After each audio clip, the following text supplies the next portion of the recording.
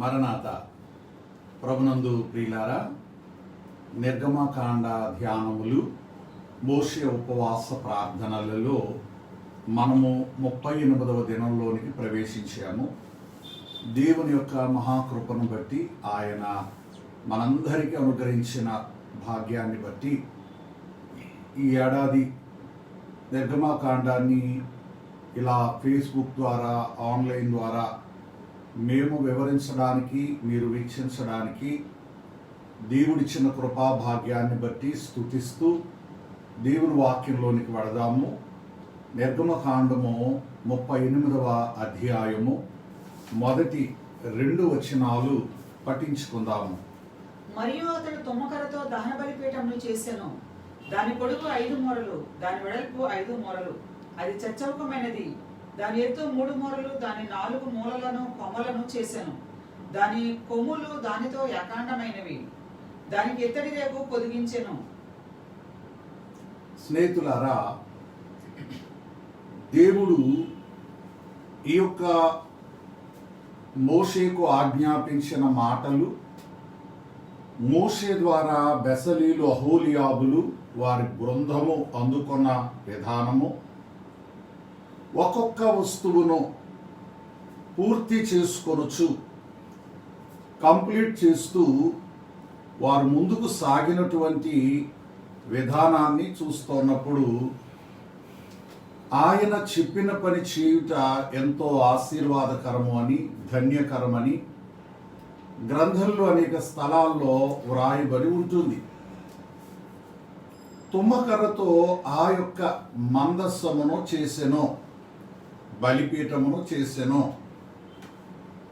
బలిపీఠము ప్రత్యక్షపు గుడారములోనున్న వస్తువులన్నిటికంటే అతి పెద్దది, పొడవైనది బలిపీఠం. 5 మూరల పొడవు, 5 మూరల వెడల్పు. అంటే అన్ని వైపులా కూడా సమానముగా చచ్చౌకము అంటారు. ఇంగ్లీష్లో స్క్వేర్ అని మనం దీన్ని పిలుస్తాం, స్క్వేర్. సో ఇలా అన్ని వైపులా కూడా సమానంగా ఉండేటువంటి వస్తువు లేక ఉపకరణము. ఇటువంటివి దేవుని యొక్క మందిరంలో 3 వస్తువులు ఉన్నాయి. 3 స్థలాల్లో ఉన్నాయి. ఒకటి బలిపీఠము, 5 మూరల పొడవు ఇంటూ 5 మూరల వెడల్పు. రెండవది ప్రియులారా, ధూప వేదిక, 1 మూర పొడవు, 1 మూర వెడల్పు. అది పరిశుద్ధ స్థలంలో, దేవాలయంలో ఉంటుంది. బలిపీఠము ఆవరణములో ఉంటుంది. ఈ ధూపవేదిక కూడా చచ్చౌకమైనదే, స్క్వేర్, 1x1. ఇక మూడవది, చచ్చౌకమైన వస్తువులు, ఆలయము నిర్మించినప్పుడు ఏర్పాటు చేయబడిన వస్తువులు, న్యాయ విధాన పథకము, ఇంగ్లీష్లో దాన్ని బ్రెస్ట్ ప్లేట్ అని పిలుస్తాం.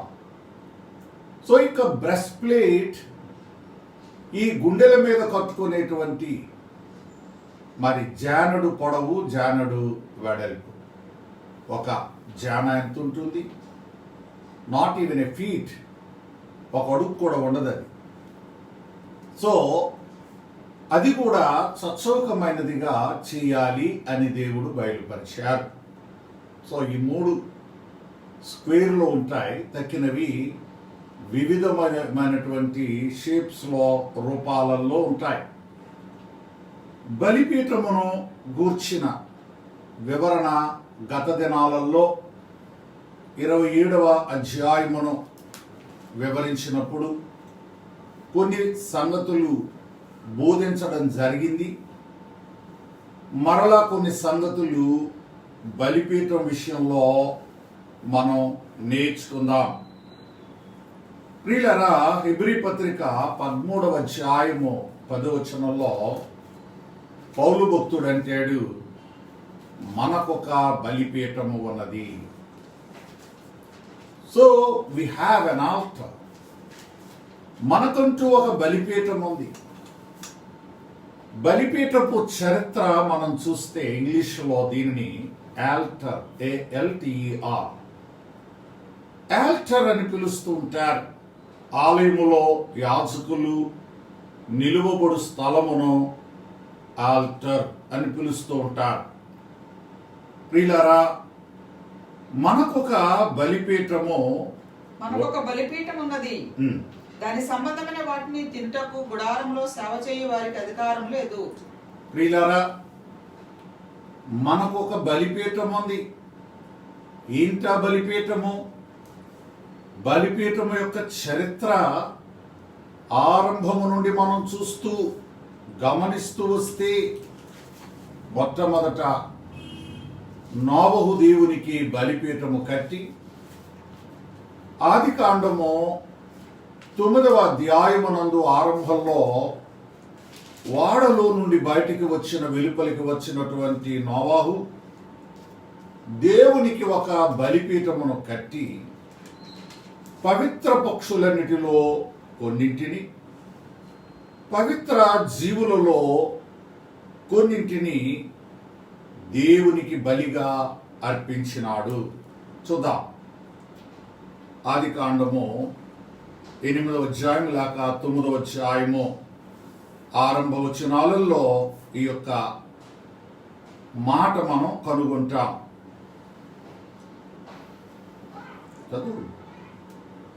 నోవహు దేవునికి ఒక బలిపీఠమును కట్టి, వాడలో నుండి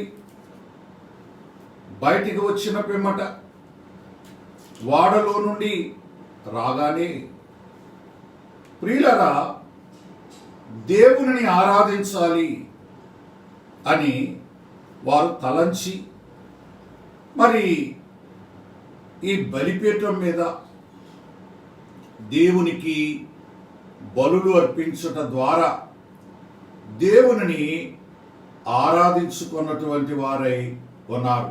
8వ అధ్యాయం 20వ వచనంలో నోవహు యెహోవాకు అప్పుడు నోవహు యెహోవాకు బలిపీఠం కట్టి పవిత్ర పశువులన్నిటిలోను పవిత్ర పక్షులన్నిటిలోను కొన్ని తీసుకొని ఆ పీఠం మీద దహన బలి అర్పించెను. ప్రియులారా, Noah built an altar to the animals and some of every clean bird and offered burnt offering on the altar. So నోవాహు బలిపీఠమును కట్టి, బలి వేయాలి అంటే బలిపీఠం కావాలి, ఫోటో తీయాలంటే కెమెరా కావాలి. కొందరు మాట్లాడే మాటలు ఎలా ఉంటాయంటే, నాకు కెమెరా అవసరం లేదు కానీ ఫోటోలు తీసేస్తాను, బలిపీఠాలు అక్కర్లా కానీ బలులు వీసేస్తాం. స్నేహితులారా, కొన్నింటిని లోకము కానీ వ్యక్తులు కానీ వ్యవస్థలు కానీ ఒప్పుకో. ఒకటి చేయాలంటే మరొకటి కావాలి, దాని సాధనాలు మన దగ్గర ఉండాలి. కాబట్టి ఈ బలిపీఠమును ఎవరు నిర్మాణం చేయమని నోవాహుకు బయలుపరిచారు అంటే, అదంతా కూడా దైవ తలంపు, దైవ చింతన, దైవాలోచన తప్ప ఇన్ని దినాలు వాడలో మమ్మను భద్రంగా కాపాడిన మా దేవునికి మేమేం చేయగలం? కృతజ్ఞతతో బలి అర్పించుట తప్ప, ఆయనను ఆరాధించుట తప్ప నేను, నా కుటుంబము ఏం చేయగలం దేవునికి? లోకములో ఉన్న వారందరూ నశించిపోయారు, జల ప్రళయములో కొట్టుకొనిపోయారు. దేవుడు నన్ను, నా కుటుంబాన్ని క్షేమముగా ఉండనిచ్చాడు గనుక, so I want to do something for the lord. It's my job. ప్రియులారా, I have to worship and adore Almighty. So దేవుడు సర్వశక్తుడైనటువంటి దేవుని ఘనపరచి ఆరాధించి ఆయన ముందు సాగిలపడాలి అనేటువంటి ఆలోచన నోవాహుకు కలిగింది. ఎందుకు నిర్గమకాండంలో ఉన్న ఈ వస్తువులన్నిటిని మనం ధ్యానం చేస్తూ ఉంటామనంటే, ఈ బలిపీఠము యేసుక్రీస్తే. యేసుక్రీస్తును బలిపీఠం మనకు చూపిస్తూ ఉంది. అది వస్తువులన్నిటిలో పెద్దది. ప్రియులారా, ఒక మూర పూర్వకాలమున ఎ క్యూబిట్, ఒక మూర పూర్వకాలమున మరి మనుషుల యొక్క హస్తాలు పెద్దవి కనుక, చేతులు పెద్దవి కనుక, ఆల్మోస్ట్ నా మూర చూస్తే డెఫినెట్గా 2 feet ఉంటుంది. సో పూర్వకాలం మనుషులు a big personality. So 6 feet అనేది పెద్ద విషయం కాదు ఆ రోజుల్లో. మరి ఆదాము గారిని దర్శనంలో చూసినప్పుడు ఆయన ఆల్మోస్ట్ 8-9 feet లా కనబడ్డారు ఆదాము గారు. ప్రియులారా, వారు అంతంత అజానుభావులుగా పెద్దవారిగా దేవుడు వారిని సృజించాడు. ఆ తరువాత మానవ వయస్సు కుదించబడిన తరువాత మానవ శరీరం కూడా కుదించబడి చిన్నగా మారింది అని నేను అనుకుంటాను. ఇక ఈ నెఫీలీలు వారిని మనం చూస్తే, మరి గొలియాత్ 6 మూరలు అంటే మన భాష ప్రకారంగా 12 feet. సో ఇది పూర్వకాలమున లెక్కలు. దైవ పండితులైనటువంటి పెద్దలైనటువంటి వారు వీటిని క్యాలిక్యులేట్ చేశారు కనుక 5 మూరలు అనగా ఆల్మోస్ట్ 10 feet, 10 అడుగుల పొడవు, 10 అడుగుల వెడల్పు. ఈ వస్తువు దేవాలయంలో ఆవరణములో ప్రధానంగా, విశేషంగా, ఆకర్షణీయంగా, అందంగా కనబడుతోంది. దానికి 4 మూలల 4 కొమ్ములు కింద నుండి అలా కరువుగా ఉంటాయన్నమాట. 118వ దావీదు కీర్తనలో భక్తుడు ఒక మాట అంటున్నాడు, ఉత్సవ బలి పశువును బలిపీఠపు తాళ్లతో బలిపీఠపు కొమ్ములకు కట్టుడి. చదువు. ఉత్సవ బలి పశువును త్రాళ్లతో బలిపీఠపు కొమ్ములకు కట్టుడి. వచనం 27 వచనంలో 118వ దావీదు కీర్తనలో ఈ మాట మనం చదువుతూ ఉన్నాం. ఉత్సవానికి దేవునికి అర్పించేటువంటి బలి పశువునట తాడుతోనూ బలిపీఠపు కొమ్ములకు కట్టాలి. అందుకే యేసుక్రీస్తు ప్రభువారి యొక్క సిలువలో చేతుల్లో మేకులు ఉన్నప్పటికీ ఆయన ఒకానొక భాగంలో తాళ్లతో కూడా ఆయన చేతులు సిలువకు కట్టినట్లుగా మనకు కనబడుతూ ఉంటుంది. ఆయన బలి పశువు, ఉత్సవ బలి పశువు. తాళ్లతో కట్టబడుట అనేది వాక్యంలో మనకు అర్థమవుతుంది. ప్రియులారా, ఈ బలిపీఠము బలిని మనకు చూపిస్తూ ఉంది. ఈ యొక్క అధ్యాయంలో ముఖ్యంగా 38వ అధ్యాయంలో 1 బలిపీఠము, 2 గంగాళము, 3వది ఆవరణము. 8వ వచనంలో మనం చూస్తే, అతడు ప్రత్యక్ష గుడారం యొక్క ద్వారమున సేవింపవచ్చిన సేవకురాండ్ర అద్దములతో ఇత్తడి గంగాళమును దాని ఇత్తడి పీటను చేసెను. ప్రియులారా, గంగాళము ఇది శుద్ధి కొరకు. ప్రత్యక్షపు గుడారంలో 7 వస్తువులు ప్రధానంగా మనకు కనబడుతూ ఉంటాయి.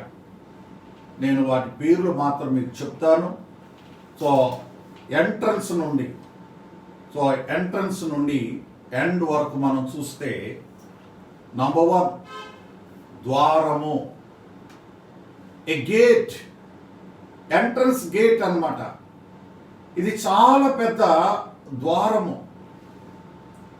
ప్రియులారా, 5 మూరల ఎత్తు, 20 మూరల వెడల్పుతో ఈ యొక్క 2 తలుపులుగా యొక్క ద్వారం ఉంటుంది. చాలా పెద్ద ద్వారము. ఈ ద్వారము ప్రభువైన యేసుక్రీస్తును మనకు చూపిస్తూ ఉంటుంది. యోహాను సువార్త 10వ అధ్యాయము 9వ వచనంలో, నేనే ద్వారమును, I'm the gate, I'm the way. ప్రియులారా, నేనే ద్వారమును, ఎవడైనా సరే నా ద్వారానే లోపల ప్రవేశించాలి. లోపల అంటే ఆలయంలో ప్రవేశిస్తున్నామనంటే, ఆలయం అనగా ఆ దినాలలో పరలోకం. ఎవరైనా పరలోకంలో ప్రవేశించాలి అనంటే త్రూ జీసస్, యేసుక్రీస్తు ప్రభువారి ద్వారా మాత్రమే ఇది సాధ్యము.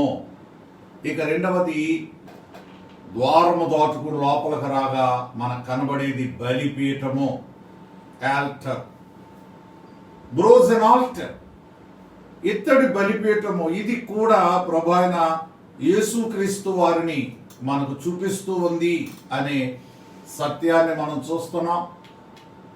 ఇప్పుడు మూడవ వస్తువు దగ్గరకు, 1 యోహాను పత్రిక 1వ అధ్యాయం 7వ వాక్యం ప్రకారంగా మనం చూస్తే, మూడవ వస్తువు గంగాళము, ద లావ్. ఈ గంగాళము దేని కొరకు అంటే శుద్ధి కొరకు. ప్రియులారా, అహరోను ఆయన యొక్క కుమారులు చావకయుండునట్లు వారు నీళ్లతో తమ చేతులను కడుగు కొనవలెను. సో ఇవాళ 6 ఏళ్ల క్రితం నేను షేర్ చేసిన ఒక పోస్ట్, గంగాళము, ద లావ్, యాజకుడు ఎలా చేతులు కొడుకుంటూ ఉన్నాడో రీషేర్ చేశాను నా ఫేస్బుక్లో ఎర్లీ మార్నింగ్. మరి ఆ పాత పిక్చర్స్ అన్ని నాకు అపీర్ అవుతూ ఉంటాయి. ఆ సమయంలో వాటిల్లో నుండి ఒక మంచి పిక్చర్ మరలా రీషేర్ చేస్తూ ఉంటాను నేను. 6 ఏళ్ల క్రితం అది ఫేస్బుక్లో పెట్టడం జరిగింది. సరే, ఈ 1 యోహాను 1:7లో ఆయన కుమారుడైన యేసు రక్తము ప్రతి పాపము నుండి మనలను పవిత్రులనుగా చేయును. సో శుద్ధితోనే మనము ఆలయములోనికి ప్రవేశించాలి. ప్రియులారా, ఈ నిర్గమాకాండము 29వ అధ్యాయంలో యాజకుల పాత్ర వచ్చినప్పుడు అహరోను అతని కుమారులు వారు చావకయుండునట్లు ఆలయంలో ప్రవేశించినప్పుడల్లా ఈ గంగాళములో ఉన్న నీళ్లతో తమ కాళ్ళు చేతులు కడుగు కొనవలెను. They need to wash their hands and feet. ప్రియులారా, without washing, you suppose not to enter into the tabernacle. ఆ యొక్క ప్రత్యక్షపు గుడారంలోనికి నీకు ఎంట్రీ లేదు. ఒకవేళ if you do not follow the rules and regulations of the tabernacle, so you will die. ఆ యొక్క నియమ నిబంధనలు వారు పాటించకపోతే వారి మీదికి మరణము వచ్చును. సో వాక్యం స్పష్టంగా చెప్తూ ఉంది, వారు చావకయుండునట్లు, అదర్వైజ్ దే మే డై. ప్రియులారా, దేవుడు పెట్టిన రూల్స్, దేవుడు పెట్టిన నియమాలు ఎంత హాట్గా ఉన్నాయా, ఎంత కఠినంగా ఉన్నాయా అనే సంగతిని, సత్యాన్ని వాక్యములో మనం జాగ్రత్తగా చూస్తూ ఉన్నాం. ప్రియులారా, మరి భక్తుడైన దావీదు 24వ దావీదు కీర్తనలో 24వ కీర్తన 3-4 వచనాలు మనం శ్రద్ధగా చూస్తే ఇందులో ఒక మాట కనబడుతూ ఉంటుంది. యెహోవా పర్వతమునకు ఎక్కదగిన వాడెవడు? ఆయన పరిశుద్ధ స్థలంలో నిలువదగిన వాడెవడు? వ్యర్థమైన దాని యందు మనసు పెట్టకయు, కపటముగా ప్రమాణము చేయకయు, నిర్దోషమైన చేతులను శుద్ధమైన హృదయమును కలిగి ఉండువాడే. మరి నిర్గమకాండము 28వ అధ్యాయము 43వ వచనంలో ఉన్నటువంటి మాటను ఒకసారి మనం చూద్దాం. And they shall be వారు ప్రత్యక్ష గుడారంలోనికి ప్రవేశించుకున్నప్పుడైనను పరిశుద్ధ స్థలంలో సేవ చేయటకు Aaron and his sons, when they go into the tent of meeting, or when they came near to the altar to minister in the holy place, lest they bear ప్రియులరా guilt and die. So వారు శుద్ధి లేకపోతే చనిపోతారు. ఇవాళ కాళ్ళు కడుక్కోండి, చేతులు కడుక్కోండి అనే మాటలు ప్రభుత్వం ద్వారా మనకు డాక్టర్ల ద్వారా చెప్పబడుతూ ఉంటే, ఎందుకు ఈ కాళ్ళు చేతులు కడుక్కోకపోతే, సో ఈ COVID-19 వైరస్ నీ చేతులకు కానీ అంటుకుంటే అది నీ దేహంలోనికి వెళ్ళి నిన్ను చంపుతుంది. కాబట్టి ప్రియులారా, సేవ చేయనప్పుడు, పరిచర్య చేయనప్పుడు, మరి ప్రవేశించినప్పుడు, so they have to wash they feet and hands. మరి రెండవదిగా శుద్ధి అనేది చాలా ముఖ్యము. నీళ్ల ద్వారా శుద్ధి. ప్రియులారా, యేసుక్రీస్తు ప్రభువారు మత్తయి సువార్త 13వ అధ్యాయం 6 నుండి 10 వచనాల దగ్గర మనం చదివితే, శిష్యుల పాదములను నీళ్లతో ఆయన కడిగి ఉన్నారు. సో యోహాను సువార్త 13 అధ్యాయమునందు మనందరూ ఎరిగిన సంగతిది. కాబట్టి 119వ కీర్తన 9వ వచనంలో, దేనితో యవనస్తులు, ద యంగ్ పీపుల్, ప్రియులారా, దేనితో తమ నడతను శుద్ధి చేసుకుందరు? నీ వాక్యమును బట్టి, దానిని వాక్యమును బట్టి, కదా, through your word of God will cleanse. ప్రియులారా, దేవుని యొక్క వాక్యము శుద్ధి చేయనది. ఇక్కడ నీరు అనగా వాక్యము. ఇవాళ వాక్యముతో శుద్ధి చేయబడడానికి మరి నీరు అనగా మరొక భావము పరిశుద్ధాత్ముడు. పరిశుద్ధాత్ముని యొక్క పనుల్లో ఒక పని ఏంటంటే శుద్ధి చేయుట. శుద్ధి చేయుచు వధువును సిద్ధపరచు సన్నిధి. శుద్ధి చేయుచు వధువును సిద్ధపరచు సన్నిధి. వృద్ధిలో నడిపించునో, దిద్దునో, సరిచేయునో. పెండ్లి కుమారుని రాకకు పెండ్లి కుమార్తె మేలుకో. శుద్ధి చేయొచ్చు వాక్యముతో, ఆత్మతో శుద్ధి చేయొచ్చు, కడుగుచ్చు. దేవుడు సంఘమును ప్రేమించి ఎఫెసీ పత్రిక 5వ అధ్యాయములో, అది కళంకమైన, ముడతైన, మచ్చైనట్టిది మరి ఏదైనా లేకుండా ఉండునట్లు ఉదక స్నానము. ఉదకమనగా నీరు. సో ఈ గంగాళములో దేవుడు నీరు ఏర్పాటు చేశాడు. ఈ నీరు శుద్ధి చేస్తోంది. మరి ఎఫెసీ 5:25-26 వచనాలలో ఆ యొక్క మాటలు మనము చదువుకోగలము. ప్రియ స్నేహితులారా, విశ్వాసులారా, ఈ యొక్క ఆవరణములో ఉంచబడిన 2 వస్తువులు కూడా ఇత్తడివి.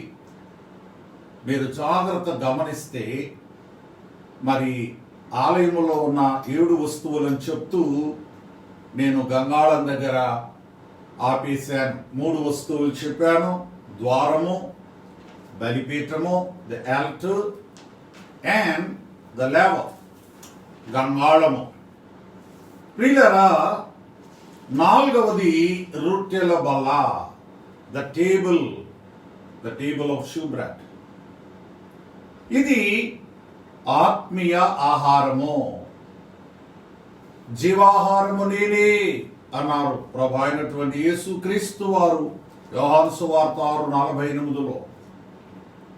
సో ఐఎమ్ ద బ్రెడ్, జీవాహారము నేనే. ఒకసారి మనం చదువుకుందాం ఈ యోహాను సువార్త 6వ అధ్యాయము 48వ వచనంలో మనం చూస్తే కొన్ని మాటలు కొందరికి అర్థం కావు. యేసు క్రీస్తు ప్రభువారి యొక్క బోధలు కొందరికి అర్థం కావు. ఆనాడు అర్థం కాని వారు ఉన్నారు, ఈనాడు కూడా అర్థం కాని వారు ఉన్నారు. జీవాహారము నేనే, మీ పితరులు అరణ్యములో మన్నాను తినను చనిపోయిరి. ప్రియులారా, చూడండి ప్రభువారు ఏం బయలుపరుస్తున్నారు అనంటే మరి am the bread. So bread అంటే ఇక్కడ మనం రోజు కొనుక్కు తినేటువంటి బ్రెడ్ అని కాదు, కానీ బ్రెడ్ అంటే ఫుడ్ అని అర్థం. ఉద్యోగాలు చేసేవారు, పనులు చేసేవారు, వ్యాపారాలు చేసేవారు ఇంగ్లీష్లో ఏం చెప్తారనంటే I'm working for my bread and butter. So నా వెన్న కొరకు, నా వృత్తి కొరకు నేను పనిచేస్తున్నాను. సో ఇది మీనింగ్. ఇక్కడ బ్రెడ్ అనగా ఆహారము.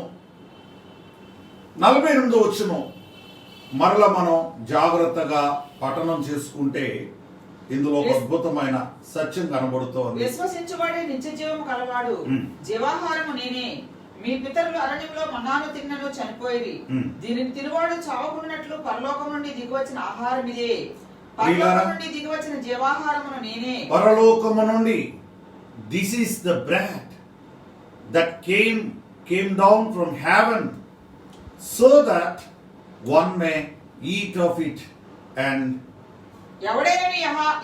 not die. వాడెల్లప్పుడూ జీవించును. One may eat of it and not die. ఈ ఆహారమును తినువాడు చనిపోడు.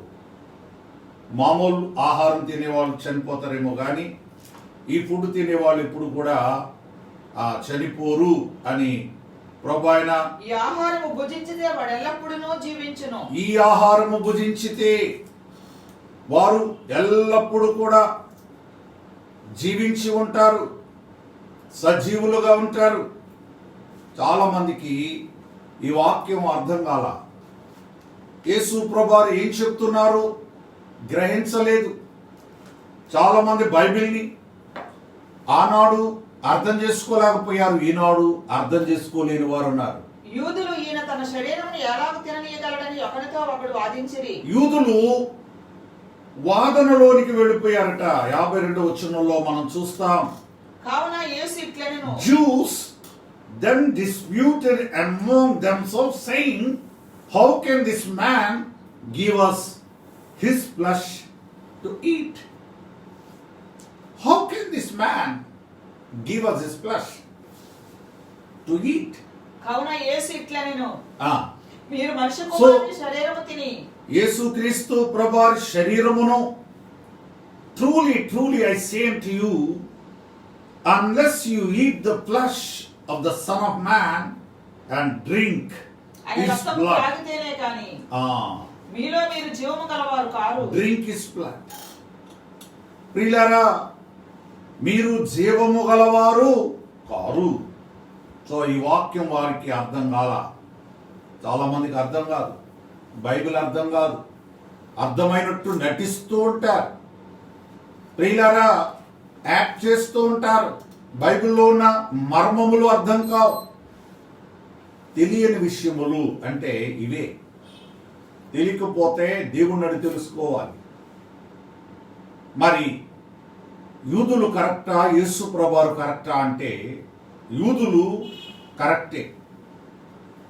ఎందుకు కరెక్ట్ అంటే ప్రియులారా, నోవహు దేవునికి బలిపీఠము కట్టినటువంటి సందర్భంలో ఆదికాండము 9వ అధ్యాయమునందు తండ్రైన దేవుడు నోవహుకు ఆహారపు నియమాలు నియమించాడు. మరి ఒకసారి మనం చూద్దాం. రక్తమును మీరు తినకూడదు రక్తమును మీరు త్రాగకూడదు అన్నాడు. ప్రియులారా, కారణం ఏంటంటే ప్రతి జీవికి కూడా రక్తమే ప్రాణము. చదువు. కాబట్టి ఈ యొక్క రక్తమును తినొద్దు అని తండ్రి అయినటువంటి దేవుడు ఖండితంగా గట్టిగా నోవాహుకు ఆజ్ఞాపించాడు. రక్తముతో మీరు తినకూడదు. రక్తముతో తినకూడదు. రక్తమే దాని ప్రాణము. రక్తమే జంతువుకు ప్రాణము. మీకు ప్రాణమైన మీ రక్తమును గూర్చి విచారణ చేయుదును. కాబట్టి మీరు రక్తాన్ని తింటే త్రాగితే మీకు తీర్పు తీరుస్తాను.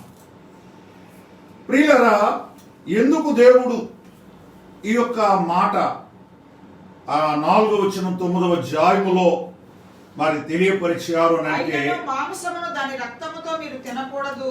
But you shall not eat flush with its life. ప్రియులారా, దట్ ఈస్ ఇట్స్ బ్లడ్. రక్తమే దాని ప్రాణము గనుక ఎంత మాత్రం రక్తం అనేది మీ నోట్లోకి వెళ్ళకూడదు. మరి యేసు ప్రభువు ఏం చెప్తున్నారు? యోహాను సువార్త 6వ అధ్యాయము 52వ వచనం దగ్గర 50వ వచనం దగ్గర ఏం చెప్తున్నారు? నా రక్తమును త్రాగండి అని చెప్తున్నారు. నా శరీరం తిని నా రక్తము త్రాగువాడే నిత్య జీవము. యెహోవా దేవుడు ఏం చెప్పాడు? రక్తమును తాగొద్దు, కనీసం టచ్ చేయొద్దు, మీ నోట్లోకి వెళ్ళకూడదు రక్తం. మరి దేవుడు అలా చెప్పాడు, యేసు ప్రభువారు ఇలా చెప్పాడు. యూదులకు బైబిల్ బాగా తెలుసు. దేవుని మాటలు అంటే బాగా మెదడులో ప్రింట్ అయిపోయి ఉంటాయి. ఆయన అలా చెప్తే ఈయన ఎలా చెప్తున్నాడు అని అర్థం కాక వారు యేసు ప్రభువుని విడిచిపెట్టి వెళ్ళిపోయారు. యోహాను సువార్త 6:66 మనం చదివితే, అప్పటి నుండి ఆయన శిష్యుల్లో అనేకులు వెనుక తీసి మరి అన్నడను ఆయనను వెంబడింపలేదు. చూసారా? యేసును విడిచి వెళ్ళిపోయారు. ఎందుకు విడిచిపెట్టారు అంటే, మరి వాక్యాన్ని బట్టి వారు విడిచిపెట్టామని అనుకున్నారు. కానీ ఆయన దేవుడు ఒక పద్ధతిని లోకంలో ప్రవేశపెట్టిన తరువాత, ప్రియులారా, గవర్నమెంట్ ఒక చట్టం చేసిన తర్వాత దాన్ని మార్చేటువంటి అధికారము మరలా ప్రభుత్వానికే ఉంటుంది, ఇంకెవరికి ఉండదు. పాస్టర్ గారు సంఘంలో ఒక నియమాన్ని పెట్టినప్పుడు మరలా దాన్ని మార్చే అధికారం పాస్టర్ గారికి ఉంటుంది. సో దేవుడు నియమాన్ని పెట్టాడు, దేవునికి మరలా అమెండ్మెంట్ చేసేటువంటి అవకాశం ఉంటుంది. ఆయన జంతువు రక్తాన్ని త్రాగమనలేదు, మేకల రక్తం, కోడెల రక్తం అనలేదు. మై బ్లడ్, నా రక్తం, గొర్రె పిల్ల రక్తం, పరిశుద్ధుని రక్తము. స్నేహితులారా, ఆ రక్తము చిందించడానికే ప్రభు భూలోకానికి వచ్చారు అనేటువంటి సత్యము సంగతి అనేక స్థలాలలో మనం చూస్తూ ఉంటాం, మనం గమనిస్తూ ఉంటాం, మనం ఎరిగి ఉంటాం. దేవునికి మహిమ. సో ఎందుకు ఈ మాటలు చెప్పుకోవాల్సి వచ్చిందంటే, ఆ టేబుల్, రొట్టెల బల్ల. 4వది, ఈ బల్ల కూడా యేసు ప్రభే. అన్ని వస్తువులు యేసు ప్రభారే. 5వది దీపస్తంభము, ది క్యాండిల్ స్టాండ్. ప్రియులారా, candle stick or candle stand, దాని గురించి మనం వివరించుకున్నాం. నేను లోకమునకు వెలుగై ఉన్నాను అని ప్రభువారు చెప్పినటువంటి వాక్యానికి ఇది సరిపోతుంది, దీపస్తంభం. ఇక 6వది ధూపవేదిక. ఇది దేవుని సమీపించే సాధనం. ధూపము అనేది ప్రార్థన. ప్రియులారా, సొలొమోను అంటాడు, ధూపము వేయుటకే నేను యెహోవాకు మందిరమును కట్టి ఉన్నాను. దేనికి కట్టాడు మందిరం? ఏముండాలి మందిరంలో? ధూపం ఉండాలి. మరి చాలాసార్లు చెప్పాను, ధూపము, దీపము, నైవేద్యము, ఈ మూడు కార్యక్రమాలు జరిగించడానికి దేవాలయంలో దేవుడు ఏర్పాట్లు చేశాడు. నిత్యము ధూపదీప నైవేద్యం అని అంటే అది ప్రత్యక్షపు గుడారంలో జరగాల్సినటువంటి ప్రక్రియ. సో ధూపవేదిక యేసు ప్రభారి ఆయన పరలోకమునకు ఆరోహణుడై వెళ్ళి తండ్రి కుడిపార్శ్వమున ఆసీనుడై ఉన్నాడని, ఆయన మరి నిత్య విజ్ఞాపన చేయించు ఉన్నాడని, నిరంతరం ఆయన ప్రార్థన చేస్తూ ఉన్న ఒక ధూప వేదికగా ఆయన కనబడుతూ ఉన్నాడు. ఇక 7వది మందస్సము. దేవాలయంలో డోర్ దగ్గర నుండి ఎండ్ వరకు మనం వెళితే ఎంటర్ అవుతూ ఉంటే ప్రియులారా, మందస్సం అనగా దేవుడు. మరి మొన్నటి దినాన్న మనం దాని గురించి ధ్యానించాం. సో మందస్సం మీద కరుణాపీఠం మీద అంతా ఏకాండమై ఉంటుంది గనుక ప్రత్యక్షపు గుడారములోనున్న ఈ వస్తువులన్నీ కూడా దేవునిని, యేసు క్రీస్తు ప్రభువారిని మనకు లోకములోనికి రానున్న ప్రభువును మనకు చూపిస్తూ ఉన్నాయి. ఇది మర్మమైనటువంటి మహిమ సంగతి విశ్వాసులారా. ఈ ప్రత్యక్షపు గుడారమే రేపు మనం ప్రవేశించనైనటువంటి పరలోకమును మనకు చూపిస్తూ ఉంది. పరలోకము మన గురి, పరలోకము.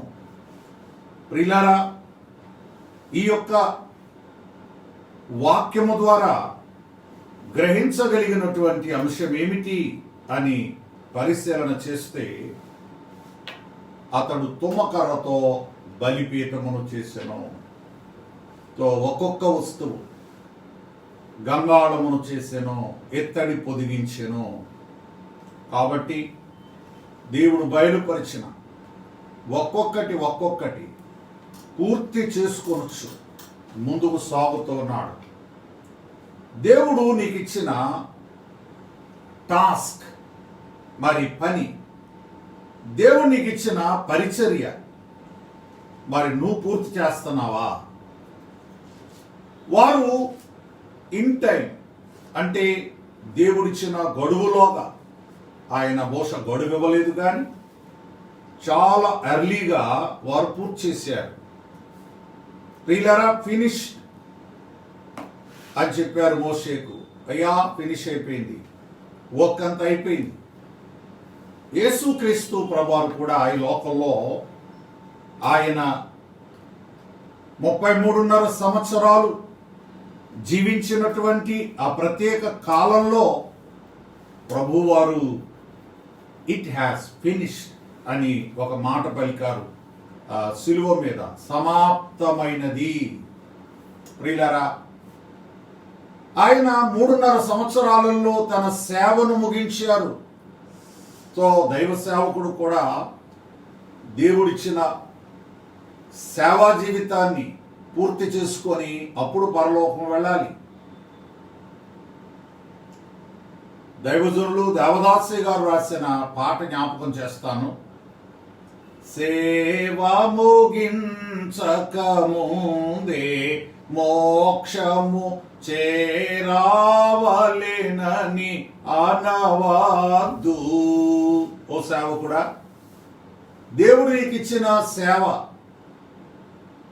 ఈ సేవ ముగించకుండా తండ్రి నేను వచ్చేస్తాను, నన్ను తీసుకెళ్ళిపో, నేను వచ్చేస్తాను అని కొంతమంది ప్రార్థనలు చేస్తూ ఉంటారు.